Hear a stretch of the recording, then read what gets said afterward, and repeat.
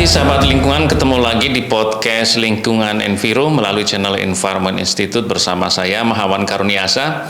Pada konten kali ini kita akan ngobrol-ngobrol ya transisi energi. Waduh, kok kayaknya berat. Enggak begitu maksudnya. Jadi kita ini bumi mengalami banyak perubahan, ada perubahan iklim karena emisi, polusi, kemudian juga sumber daya terbatas. Maka pasti sudah pada mulai mendengar nih, tadinya naik motor pakai BBM terus naik motor pakai motor listrik gitu ya. Nah, itulah transisi energi yang perlu kita ketahui bersama, sehingga kita ngobrol-ngobrol pada konten kali ini itu. Oke, apa kabar Agis? Panggilannya Agis ya? Namanya Balgi Sinaya, panggilannya Agis. Lebih apa kabar? senang dipanggil Agis. Lebih senang dipanggil Agis. Apa kabar? Baik Pak, gimana Pak? Waduh, baik. Seneng banget loh Agis akhirnya bisa. Jadi ini sahabat lingkungan, Agis ini belum lama selesai kuliah di Australia. Itu kampusnya apa namanya tuh? Kemarin kuliah di Monash University. Di Monash University. Di Melbourne. Di Melbourne itu ya. Ngambil jurusan Environment and Sustainability. Waduh, jadi pas banget nih ngobrol di konten kali ini urusan lingkungan. Nah, ini juga Agis ini besar dan bahkan ini lagi kembali lagi ya tinggal di Ternate. Di Ternate, Maluku Utara. Iya. Provinsinya kan betul ya. Betul, itu adalah provinsi paling bahagia di Indonesia itu. Kok orangnya gimana sih kok bisa sampai menjadi provinsi yang paling bahagia? Mungkin punya gambaran namanya besar di sana itu ya, Agis? Iya Pak, orang-orang di sana tuh menjalani hidup memang santai, santai gitu ya. Jadi dibawa enteng gitu ya. Nggak di apa ya?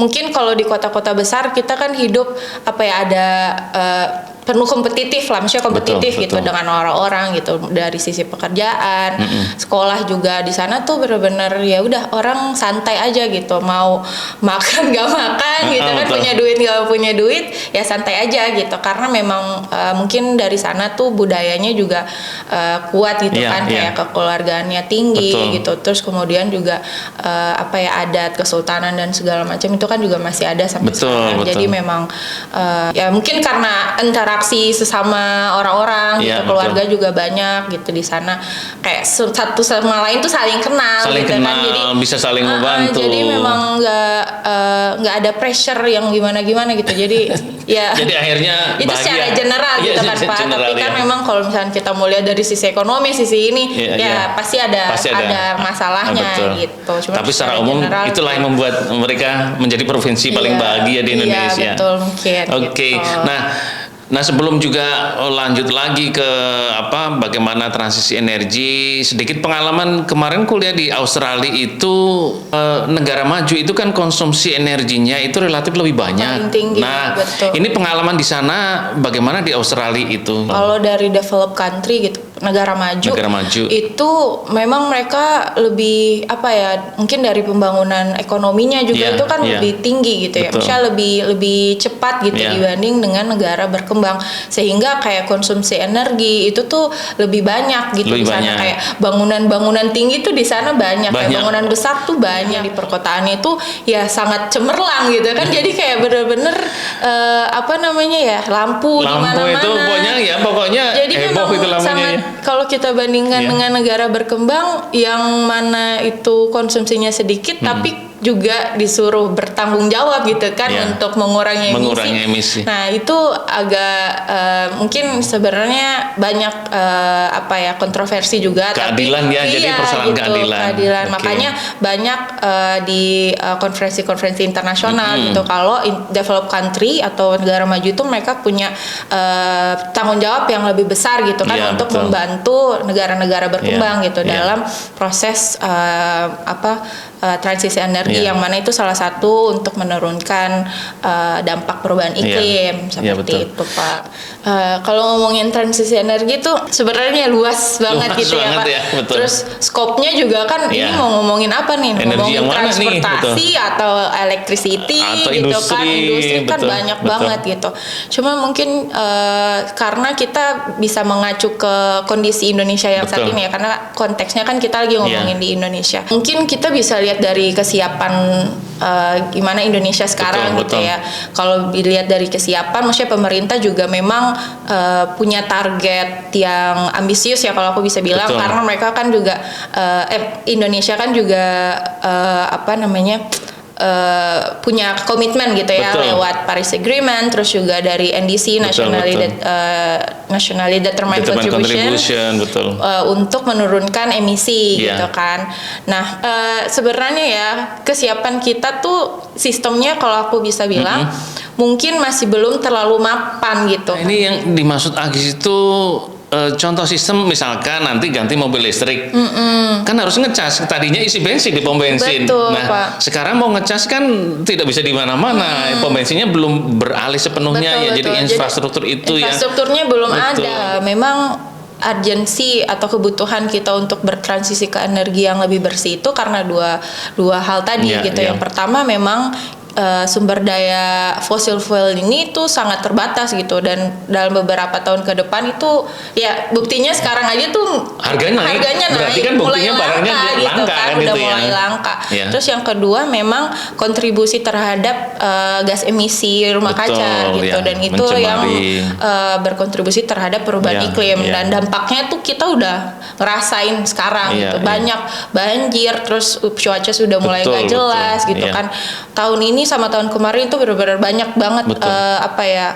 kejadian-kejadian yang ekstrim gitu Ekstrim, kan. Kalau ngomongin sumber daya manusia kan biar untuk mempersiapkan nih bagaimana nih betul. pembangunan ramah lingkungan Iya, yang betul. low carbon Iya, gitu kan. betul. Nah, itu kan berarti nanti ujung-ujungnya berkaitan SDM dengan orang. peran dari anak muda Anak juga muda. Nah, gitu ini kan. anak muda nih. Jadi itu sebenarnya Ya. yang mau didorong gitu, Betul, oke. bagaimana kontribusi dari anak muda ini bisa Ya. Ya lebih kuat lagi lah perannya gitu ya. perannya dalam energi transisi ini gitu. Sebenarnya ada beberapa hal sih Pak kalau menurutku untuk anak muda sekarang, karena mereka tuh bisa jadi key leader gitu ya, leader di masa depan nanti, dan mungkin sekarang gitu terkait dengan mungkin di bagian ya ada bagian-bagiannya, kalau misalkan yang suka bisnis bisa Betul. bikin startup gitu sekali kan, itu ya. yang berhubungan dengan teknologi energi terbarukan gitu kan. Banyak banget sekarang startup yang bikin solar panel gitu kan, terus kemudian yang mengubah sampah jadi energi itu ada, tapi mungkin memang butuh dukungan juga dari yang atas nih gitu, political will-nya juga harus ada gitu, biar bisa mendorong semua pemuda-pemuda ini tuh bersama-sama gitu ya, satu visi gitu bergerak gitu.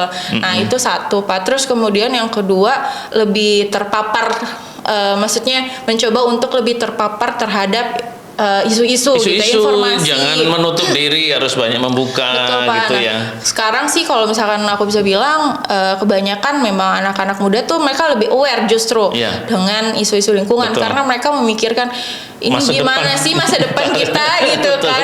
Belum lagi anak, cucu segala macam, itu mungkin kedepannya udah nggak bisa merasakan apa yang kita rasakan sekarang. Nah terus kemudian yang ketiga mungkin ada nih yang udah share informasi tapi mereka pengen melakukan sesuatu kayak aksi nyata gitu kan Pak. Nah itu kan mereka bisa ikut volunteer atau dari organisasi kayak CSO gitu. Atau NGO gitu untuk melakukan pendampingan secara langsung gitu ke masyarakat gitu, kayak kasih sosialisasi. Kita butuh nih energi transisi segala macam. Itu udah banyak sebenarnya gerakan-gerakan seperti itu. Tapi bagaimana gerakan-gerakan tersebut tuh bisa membuat anak-anak muda lebih banyak lagi tertarik gitu kan, dan merasa ini tuh penting gitu, urgent nih kita butuh sekarang, karena memang udah nggak ada waktu lagi, bener-bener sebenarnya bukan nggak ada waktu lagi, aslinya sebenarnya sudah goodbye udah goodbye Pak. Sekarang aja udah yang katanya mau satu setengah derajat Celcius, harusnya kan nggak boleh dilewati teman. Itu para saintis sudah mengatakan itu pasti akan tertembus, sebenarnya sudah goodbye, tapi tetap kita harus melakukan itu ya untuk kebaikan bumi Pak. dan kehidupan kita ke depan ya. Bagaimana sih pendapat orang-orang di Indonesia terhadap perubahan iklim gitu. Itu tuh ada beberapa tingkatan gitu kan, kayak yang udah aware tapi kayak nggak udah mulai melakukan aksi gitu kan. Betul. Terus ada yang udah aware tapi kayak aware aja nggak melakukan aksi apa-apa gitu, tapi betul. udah aware gitu sama lingkungan sama isu perubahan iklim atau isu lingkungan. Terus kemudian ada yang benar-benar tidak ini sama sekali, kayak tidak aware gitu dan kayak ya udah tidak peduli gitu. Tapi kebanyakan orang-orang gitu, apalagi kalau untuk generasi yang lama. Iya, generasi lama maksudnya boomers. Boomers X, boomer lah. Kalau X saya masih ikut. Itu tuh banyak yang mengira ya udah itu udah takdir gitu kan, bencana alam takdir gitu ya. Tapi itu tuh beda kalau sama pemikiran anak-anak muda sekarang. Mereka pikir itu memang ada unsur dari religiusnya juga, tapi memang ada unsur saintifiknya juga gitu kan, bahwa ini tuh memang karena perbuatan kita sendiri gitu. Nah, itu kata yang paling penting. Sebenarnya perubahan iklim ini adalah karena perbuatan manusia sendiri. Jadi perubahan iklim bukan karena faktor datang tiba-tiba dari alam terus bumi marah sama kita, enggak. Karena penyebab utamanya itu tadi, bahkan energi penggunaan energi seluruh dunia, orangnya 8 miliar seluruh dunia.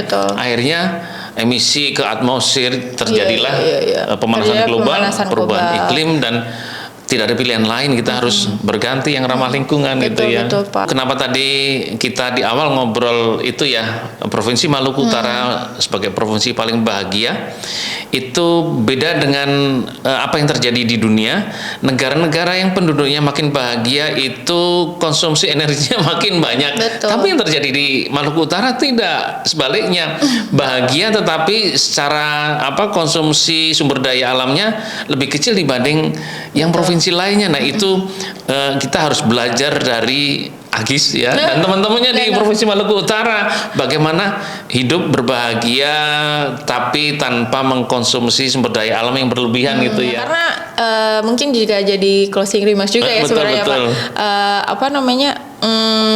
Kita nih ekonomi gitu ya, kegiatan ekonomi sosial itu tuh sebenarnya berada di lingkaran lingkungan gitu. Kalau misalkan kita disandingkan gitu ya antara lingkungan sosial dan ekonomi. Lingkungan itu lingkarannya yang paling besar gitu. Kemudian sosialnya baru paling kecil di tengah ekonomi. Cuman sekarang orang memang lebih banyak fokus ke ekonomi gitu. Jadi kebalik cara berpikirnya. Seolah lingkungan yang di tengah yang kecil ya. Karena kita sebenarnya rely on lingkungannya gitu kan Pak, dari sumber daya alam segala macam. Ya kalau lingkungannya rusak ya kita nggak bisa buat apa-apa. Ekonominya juga rusak gitu. Itu Pak. yang banyak tidak tahu. Seolah-olah ekonomi itu bisa tumbuh tanpa batas, tidak. Lingkungan rusak, ekonomi juga akan terganggu, bahkan kolaps itu ya. Jadi harus seimbang semuanya, ekonomi, lingkungan dan sosial. Oleh karena itu kita perlu melakukan satu perubahan perubahan yang luar biasa. Ya, bisa dari diri sendiri udah mulai bisa gitu. Betul. Mengurangi konsumsi energi gitu ya. Hemat listrik nggak dipakai, matiin. Ya, dimatikan gitu. Bisa mulai dari hal-hal kecil gitu ya kalau keluar. Bahkan kayak colokan kalau memang udah nggak dipakai dicabut karena memang masih mengalirkan energi gitu kan. Oke, asik banget Agis, terima kasih banyak ya sudah hadir gitu ya, berbagi dengan teman-teman sahabat lingkungan. Oke, sahabat lingkungan, kita ketemu lagi setelah ngobrol dengan Agis mengenai transisi energi, ngomong yang ringan-ringan tentang transisi energi sampai ke tingkat bagaimana tadi contohnya di Ternate di lapangan sebagai contoh saja itu ya. Oke, kita ketemu lagi di konten-konten lainnya dari podcast Lingkungan Enviro melalui channel Environment Institute. Terima kasih, sampai ketemu lagi.